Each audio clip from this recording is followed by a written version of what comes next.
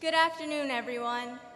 Today, I'd like to welcome to the J.R. Masterman Laboratory and Demonstration School, President Barack Obama.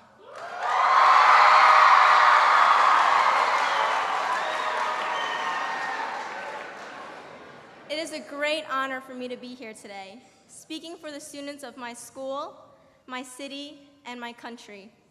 When I first learned that I would be the one to introduce Barack Obama to our school, I thought to myself, wow, I'm so lucky to have this privilege. What a great year to be student body president. However, the truth is, I'm not here by luck. I'm here because I had determination, because I had aspirations, because I had unwavering support from my family, my friends, and my school. They have all helped me to grow and develop into who I am now. This school, this community, has taught me to work, share, learn, and laugh with others. The teachers and staff have given me and all of the students here the opportunity to progress academically, emotionally, and independently. It is this sense of community, this sense of belonging that is bestowed upon all the students who have passed their years at Masterman that has bred me for success, and I will settle for nothing short of it. I encourage every student to take on the same mentality.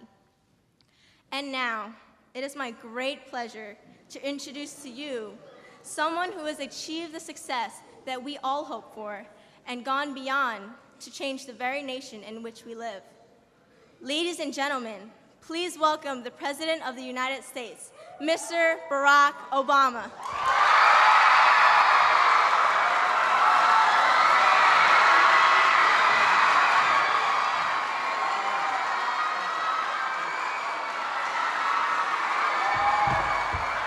Thank you. Hello.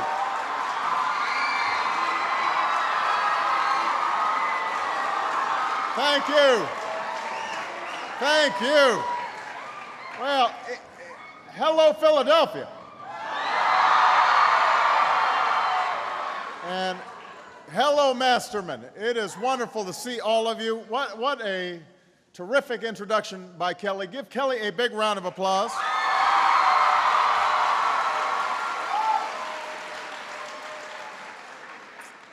I was saying backstage that when I was in high school, I could not have done that. I would have muffed it up somehow. So we are so proud of you and everything that you've done, and to all of the students here, I'm thrilled to be here. We've got a couple of introductions I want to make. First of all, you've got the outstanding governor of Pennsylvania, Ed Rendell, in the house.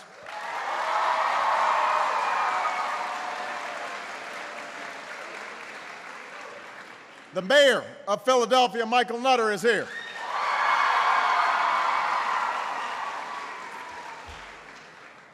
Congressman Shaka Fattah is here.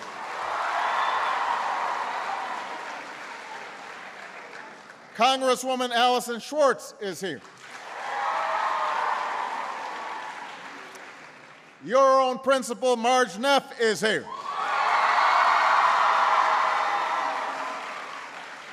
The school superintendent, Arlene Ackerman, is here and doing a great job. And the Secretary of Education, Arnie Duncan, is here.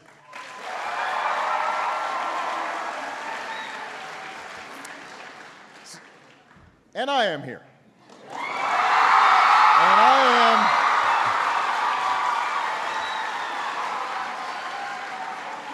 And I am thrilled to be here. I am just so excited. I have heard such great things about what all of you are doing, both the students and the teachers and the staff here. You know, today is about welcoming all of you and all of America's students back to school, even though I know you've been in school for a little bit now. And I can't think of a better place to do it than at Masterman, because you are one of the best schools in Philadelphia. You are a leader in helping students succeed in the classroom. Just last week, you were recognized by a national blue ribbon, as a national blue ribbon school because of your record of achievement. And that is a testament to everybody here, to the students, to the parents, to the teachers, to the school leaders. It's an example of excellence that I hope communities across America can embrace. You know, over the past few weeks, Michelle and I have been getting Sasha and Malia ready for school. And they're excited about it. I'll bet they have the same feelings that you do. You're a little sad to see the summer go. But you're also excited about the possibilities of a new year, the possibilities of building new friendships and strengthening old ones, of joining a school club or trying out for a team, the possibilities of growing into a better student and a better person and making not just your family proud, but making yourself proud. But I know some of you may also be a little nervous about starting a new school year. Maybe you're making the jump from elementary to middle school, or from middle school to high school, and you're worried about what that's going to be like. Maybe you're starting a new school. You're not sure how you'll like it, trying to figure out how you're going to fit in. Or maybe you're a senior, and you're anxious about the whole college process, about where to apply and whether you can afford to go to college. And beyond all those concerns, I know a lot of you are also feeling the strain of some difficult times. You know what's going on in the news, and you also know what's going on in some of your own families. You've read about the war in Afghanistan. You hear about the recession that we've been through. And sometimes maybe you're seeing the worries in your parents' faces or sense it in their voice. So a lot of you, as a consequence, because we're going through a tough time, as a country, are having to act a lot older than you are. You got to be strong for your family while your brother or sister is serving overseas, or you've got to look after younger siblings while your mom's working that second shift, or maybe some of you who are a little bit older, you're taking on a part-time job while your dad's out of work. And that's a lot to handle. It's more than you should have to handle. And it may make you wonder at times what your own future will look like, whether you're going to be able to succeed in school, whether you should maybe set your sights a little lower, scale back your dreams. But I came to Masterman to tell all of you what I think you're hearing from your principal and your superintendent and from your parents and from your teachers. Nobody gets to write your destiny but you. Your future is in your hands. Your life is what you make of it. And nothing, absolutely nothing, is beyond your reach. So long as you're willing to dream big, so long as you're willing to work hard, so long as you're willing to stay focused on your education, there is not a single thing that any of you cannot accomplish. Not a single thing. I believe that. And that last part is absolutely essential. That part about really working hard in school. Because an education has never been more important than it is today. I'm sure there are going to be times in the months ahead when you're staying up late doing your homework or cramming for a test, or you're dragging yourself out of bed on a rainy morning and you're thinking, oh boy, I wish maybe it was a snow day. But let me tell you, what you're doing is worth it. There's nothing more important than what you're doing right now. Nothing's going to have as great an impact on your success in life as your education, how you're doing in school. More and more, the kinds of opportunities that are open to you are going to be determined by how far you go in school. The farther you go in school, the farther you're going to go in life. And at a time when other countries are competing with us like never before, when students around the world, in Beijing, China, or Bangalore, India, are working harder than ever and doing better than ever, your success in school is not just going to determine your success, it's going to determine America's success in the 21st century. So you've got an obligation to yourselves, and America has an obligation to you to make sure you're getting the best education possible. And making sure you get that kind of education is going to take all of us working hard and all of us working hand in hand. It takes all of us in government, from the governor to the mayor to the superintendent to the president, all of us doing our part to prepare our students, all of them, for success in the classroom and in college and in a career. It's going to take an outstanding principal, like Principal Neff, and outstanding teachers like the ones you have here at Masterman, teachers who are going above and beyond the call of duty for their students. And it's going to take parents who are committed to your education. Now, that's what we have to do for you. That's our responsibility. That's our job. But you've got a job, too. You've got to show up to school on time. You've got to pay attention in your class. You've got to do your homework. You've got to study for exams. You've got to stay out of trouble. You've got to instill a sense of excellence in everything that you do.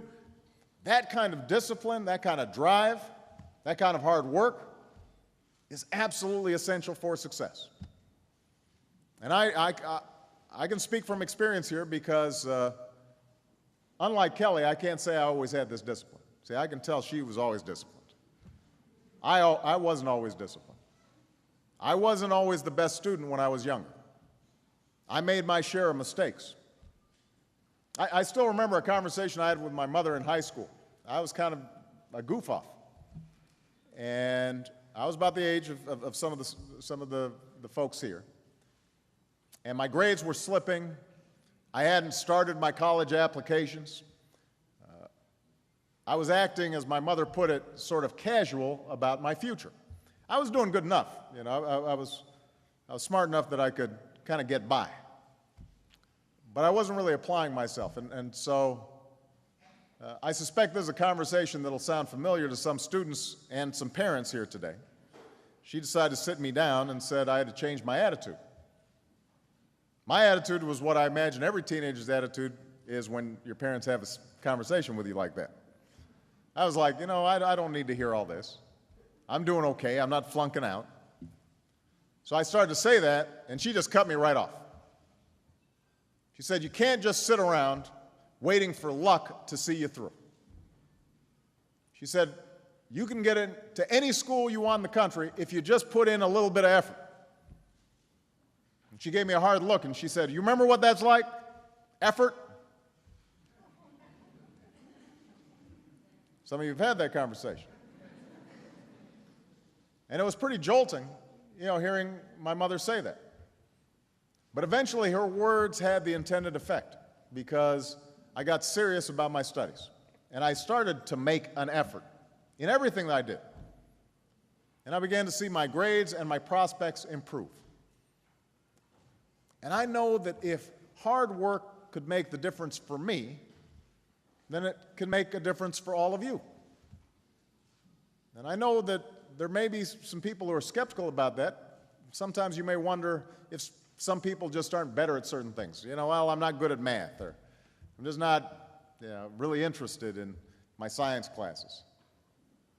And it is true that we each have our own gifts. We each have our own talents that we have to discover and nurture. Not everybody's going to catch on in certain subjects as easily as others.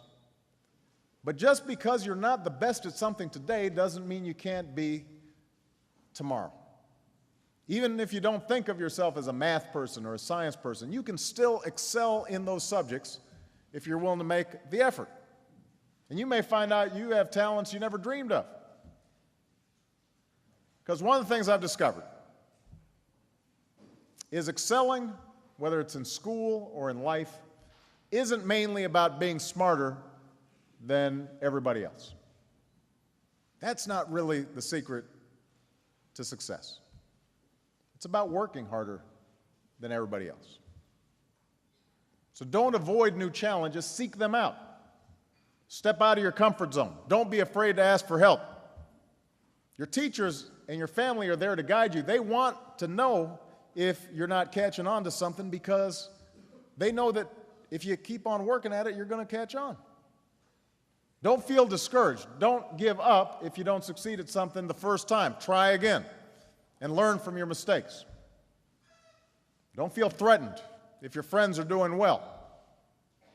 Be proud of them and see what lessons you can draw from what they're doing right. I'm sort of preaching to the choir here because I know that's the kind of culture of excellence that you promote at Masterman. But I'm not just speaking to all of you, I'm speaking to kids all across the country. And I want them to all hear that same message. That's the kind of excellence we've got to promote in all of America's schools. That's one of the reasons why I'm announcing our second commencement challenge. Some of you may have heard of this.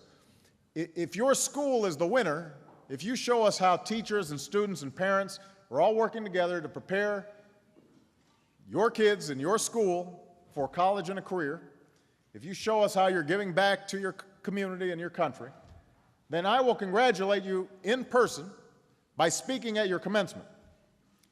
Last year I was in Michigan at Kalamazoo and had just a wonderful time, although I got to admit their graduating class was about 700 kids and my hands were really sore at the end of it because I was shaking all of them. But the truth is, an education is about more than getting into a good college. It's about more than getting a good job when you graduate. It's about giving each and every one of us the chance to fulfill our promise and to be the best version of ourselves we can be. And part of that means treating others the way we want to be treated, with kindness and respect. So that's something else that I want to communicate to students, not just here at Masterman, but all across the country. Sometimes kids can be mean to other kids, let's face it. We don't always treat each other with respect and kindness. That's true for adults as well, by the way. And sometimes that's especially true in middle school or high school, because being a teenager isn't easy. It's a time when you're wrestling with a lot of things. When I was in my teens, I was wrestling with all sorts of questions about who I was. You know, I had a white mother and a black father, and my father wasn't around. He had left when I was 2. And so there were all kinds of issues that I was dealing with. Some of you may be working through your own questions right now and coming to terms with what makes you different. And I know that figuring out all of that can be even more difficult when you've got bullies in a class who try to use those differences to pick on you or poke fun at you to make you feel bad about yourself. And in some places, the problem is even more serious. There are neighborhoods in my hometown of Chicago, and there are neighborhoods right here in Philadelphia where kids are doing each other serious harm. So what I want to say to every kid, every young person, what I want all of you, if you take away one thing from my speech, I want you to take away the notion that life is precious, and part of what makes it so wonderful is its diversity, that all of us are different. And we shouldn't be embarrassed by the things that make us different. We should be proud of them. Because it's the thing that makes us different, that makes us who we are, that makes us unique. And the strength and character of this country has always come from our ability to recognize, no matter who we are, no matter where we come from, no matter what we look like, no matter what abilities we have, to recognize ourselves in each other. I was reminded of that the other day when I read a letter from Tamara Robinson. She's a 12-year-old girl in Georgia. And she told me about how hard she works and about all the community service she does with her brother. And she wrote, "I try to achieve my dreams and help others do the same. That," she said, "is how the world should work." That's a pretty good motto. I work hard to achieve my goals, and then I try to help others to achieve their goals. And I agree with Tamara. That's how the world should work. But it's only going to work that way if all of you get in good habits while you're in school. So yes, each of us need to work hard. We all have to take responsibilities for our own education. We need to take responsibility for our own lives. But what makes us who we are is that here in this country, in the United States of America, we don't just reach for our own dreams, we try to help others do the same. This is a country that gives all its daughters and all of its sons a fair chance. a chance to make the most of their lives and fulfill their God-given potential. And I'm absolutely confident that if all of our students here at Masterman and across this country keep doing their part, if you guys work hard and you're focused on your education and you keep fighting for your dreams and then you help each other reach each other's dreams, then you're not only going to succeed this year, you're going to succeed for the rest of your lives. And that means America will succeed in the 21st century. So my main message to all of you here today, I couldn't be prouder of you. Keep it up. All of you, I know, are going to do great things in the future, and maybe sometime in the 21st century, it's going to be one of you that's standing up here speaking to a group of kids as President of the United States. Thank you. God bless you. And God bless the United States of America. Thank you.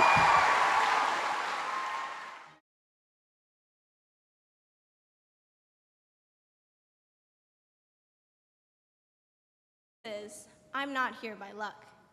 I'm here because I had determination, because I had aspirations, because I had unwavering support from my family, my friends, and my school. They have all helped me to grow and develop into who I am now. This school, this community, has taught me to work, share, learn, and laugh with others. The teachers and staff have given me and all of the students here the opportunity to progress academically, emotionally, and independently. It is this sense of community, this sense of belonging that is bestowed upon all the students who have passed their years at Masterman that has bred me for success, and I will settle for nothing short of it. I encourage every student to take on the same mentality. And now, it is my great pleasure to introduce to you someone who has achieved the success that we all hope for and gone beyond to change the very nation in which we live.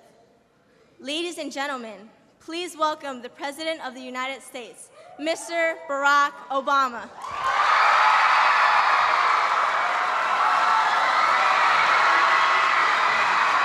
Good afternoon, everyone. Today, I'd like to welcome to the J.R. Masterman Laboratory and Demonstration School, President Barack Obama.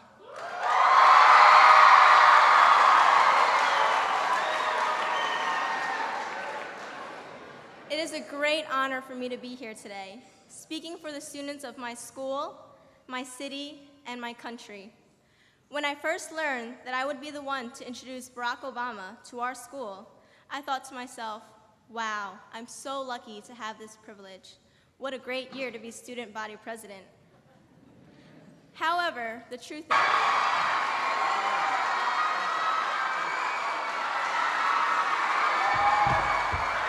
thank you. Hello.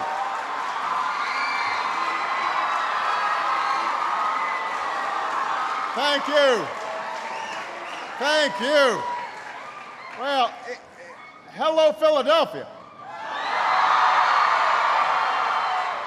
And hello, Masterman. It is wonderful to see all of you. What a terrific introduction by Kelly. Give Kelly a big round of applause.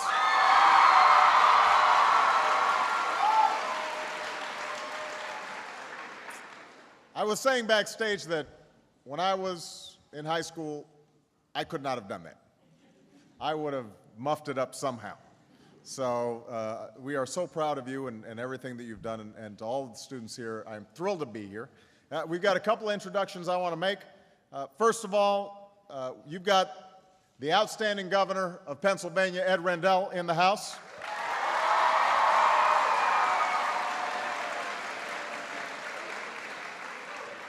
The mayor of Philadelphia, Michael Nutter, is here.